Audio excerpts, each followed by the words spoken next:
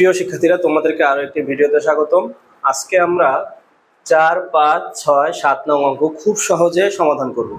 আমরা খুব বেশি বিস্তারিত লিখব না, অঙ্কটা কিভাবে সহজে বুঝে করা যায় আমরা সেভাবে অঙ্কটাকে করব। 4 নম্বর অঙ্কে বলা হয়েছে 9 অঙ্কের বৃহত্তম সংখ্যা ও ক্ষুদ্রতম সংখ্যা গঠন করো।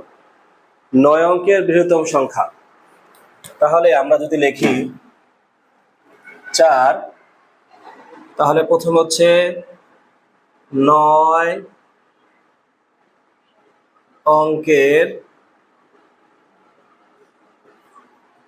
তাহলে 9 অঙ্কের বৃহত্তম সংখ্যা। তারপর আমরা লিখব 9 অঙ্কের ক্ষুদ্রতম সংখ্যা। সহজে বোঝানোর জন্য বৃহত্তম সংখ্যা হচ্ছে 9। তোমাকে যদি বলা হয় 9 অঙ্কের বৃহত্তম সংখ্যা নির্ণয় করো, তাহলে তুমি 9টা 9 লিখবা। তাহলে 1, 2, 3, 4, 5, 6, 7, 8, 9। দেখো, 9 অঙ্কের বৃহত্তম সংখ্যা বললে তুমি 9টা 9 লিখবা।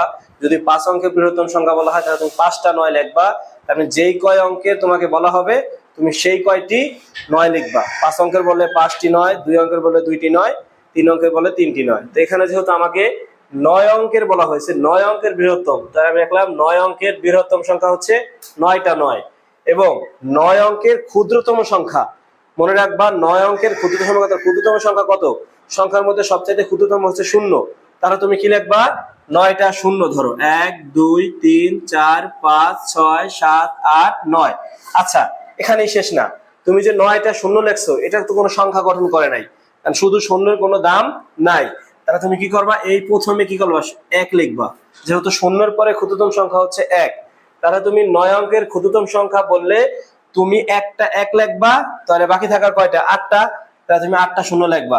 7 অঙ্কের ক্ষুদ্রতম সংখ্যা বললে প্রথমে একটা 1, তারপর তুমি 6টা 0 লিখবা। 5 অঙ্কের ক্ষুদ্রতম সংখ্যা বললে প্রথমে তুমি 1 লিখবা, তারপর তার 4টা 0 লিখবা। এভাবেই 5টা হতে হবে। তাই এখানে দেখো 9 অঙ্কের বলছে দেখা 1 লিখছি আর বাকি 8টা লিখছি 0, হয়ে গেল 9টা। এটাই তোমার উত্তর। তাহলে তুমি উত্তরে কি লিখবা? উত্তর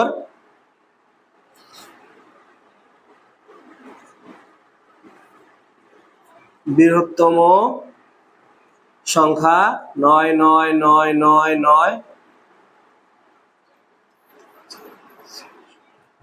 আবার ক্ষুদ্রতম সংখ্যা 1, 2, 3, 4, 5, 6, 7, 8। তাহলে 1, 2, 3, 4, 5, 6, 7, 8, 9, মোট 9টা হইতে হবে। ঠিক আছে, আশা করি তোমরা বুঝছো।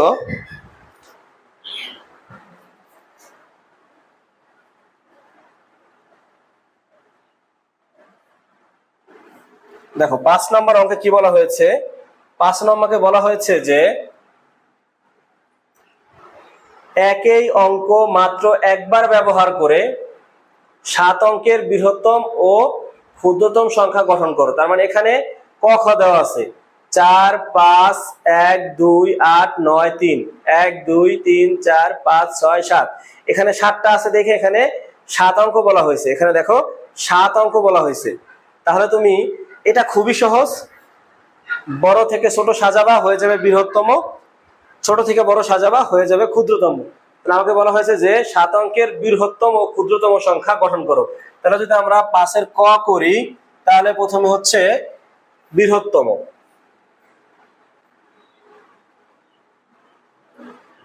বৃহত্তম সংখ্যা। তাহলে সবচেয়ে বড় আছে কত? 9, তারপরে 8। তাহলে 9, 8, তারপরে কত আছে এখানে? 9, 8, তারপরে আছে হচ্ছে 5, তারপরে কত আছে দেখো তো? 4, তারপরে কত আছে দেখো তো? তারপরে আছে হচ্ছে 3, তারপরে কত আছে? 2, তারপরে 1। এখানে 3, 2, 1, 1, 2, 3, 4, 5, 6, 7। তারপরে আমরা আবার ক্ষুদ্রতম সংখ্যা, ক্ষুদ্র সংখ্যা কত হবে এটাকে জাস্ট আমি ঘুরায় লিখে দিব, যেহেতু ছোট থেকে বড়। তাহলে 1, 2, 3, 4, 5, 8 9, এটাই শেষ। আচ্ছা, খ নাম্বার যদি আমরা করি,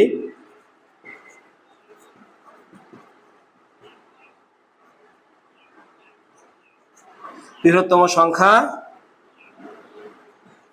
ক্ষুদ্রতম সংখ্যা। তাহলে বৃহত্তম সংখ্যা হচ্ছে কত? তাহলে সবার চেয়ে বড় আছে 8, তারপর 9, তারপরে 7। তাহলে 9 8 7, তারপর হচ্ছে 5 4 3 0। তাহলে 5 4 3 0, মানে আমি বড় থেকে ছোট সাজাবো। তাহলে এটা ঘুরিয়ে দেই, তাহলে 0 3 4 5 7 8 9। তাহলে আমি ছোট থেকে, কিন্তু এখানে একটা বিষয় আছে, সবার সামনে শূন্যের কোনো দাম থাকে না, এজন্য 0 থেকে তারপরে ছোট বড় কত? 3। তাহলে তুমি 0 লিখবা 3 এর জায়গায়, আর 0 জায়গায় 3, এটা ঘুরাই দিবা। কখনোই যেন 0 সামনে না থাকে, 0 এক ঘর পরে আমি বসাবো। তাহলে তার 0 ছাড়া ছোট কত হয়? 3। 3 কে আমরা আগে লিখে দিচ্ছি, এটাই হচ্ছে এটার উত্তর।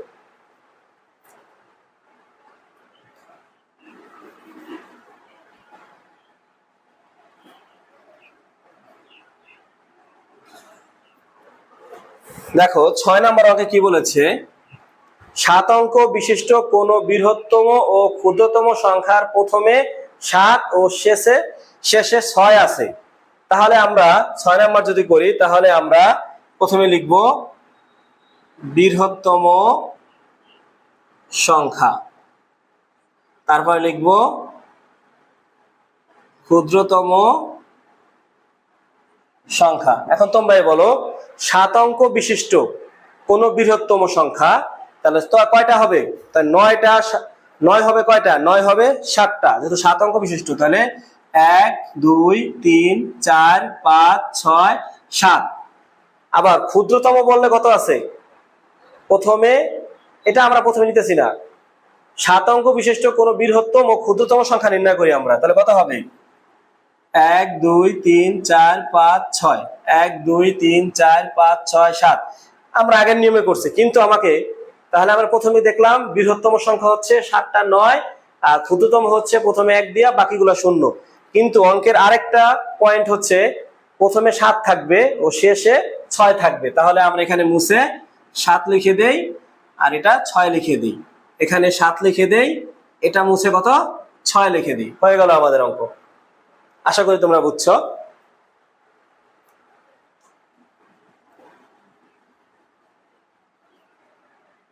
দেখো আমরা শেষের অঙ্কটাকে সমাধান করব।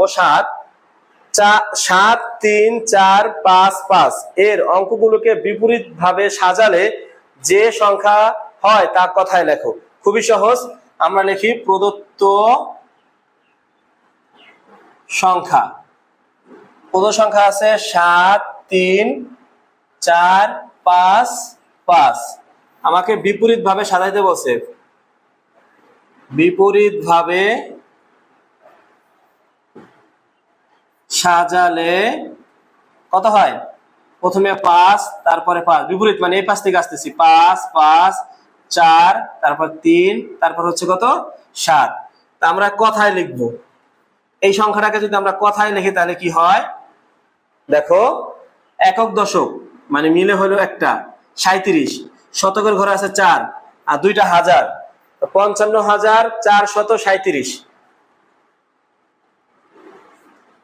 55,437। আমরা জাস্ট এটাকে উল্টা লিখছি, মানে বিপরীত ভাবে লিখছি।